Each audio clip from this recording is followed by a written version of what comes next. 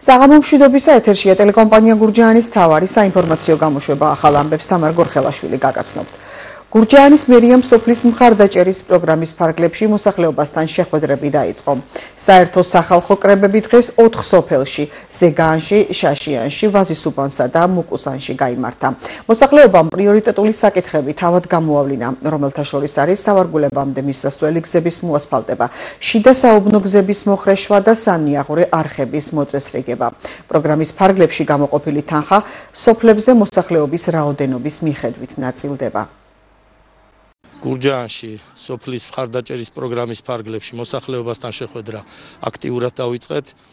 წელს სამ პროგრამის ფარგლებში 520,000-ია გამოყოფილი. ჩვენ ყველა სოფლის მოსახლეობა შევხვდებით, რათა თვითონ მოსახლეობამ აირჩიოს პრიორიტეტების მიხედვით პროექტები. დღეს შეხვედრა გქონდა სოფელ მუკუზნის, სოფელ ვაზისუბნის, სოფელ შაშიანის და ზეგნის მოსახლეობასთან და მოვისმინეთ მათი პრიორიტეტები. სავარგულებთან მისასვლელი გზები პირველ რიგში. მთელი სოფელი ამ გზაზე დადის. გაფუჭებულია ძალიან, კი კეთდება წელიწადში ერთხელ რაღაც გრეიდერი გაივლის, მაგრამ არ არის საკმარისი.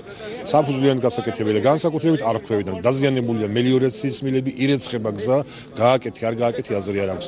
მეორე გაზაფხულზე მორწყვა როგორც დაიწყება, გზა ისევ გაფუჭებული. უნდა გაკეთდეს საფუძვლიანად, გაუკეთეს გვერდით სანიაღვრე და შემდეგ შეკეთდეს გზა. ჩვენთან დააგეს ასფალტები და ძალიან კარგია და დიდი მადლობლები ვართ, მაგრამ ჩასასვლელი საუბნე გზები არის, ჩაგვიტარეს გრეიდერი და ქვიშები და არ დაგვიყარეს და ძალიან სავალალო მდგომარეობაში ვართ. დავაყენეს საკითხი და მე მგონებ შემპირდნენ და მითხრეს რომ გაკეთდება ეს ყველაფერი. ანუ გადაადგილება ჭრეს წვიმიან? კი, აი რამის არის მანქანების სულ ბუქსირებით და იმებით ამოყვავს რა მოკლედ. ხო და მე მგონებ გადაიწყვეტავენ სასიკეთოდ.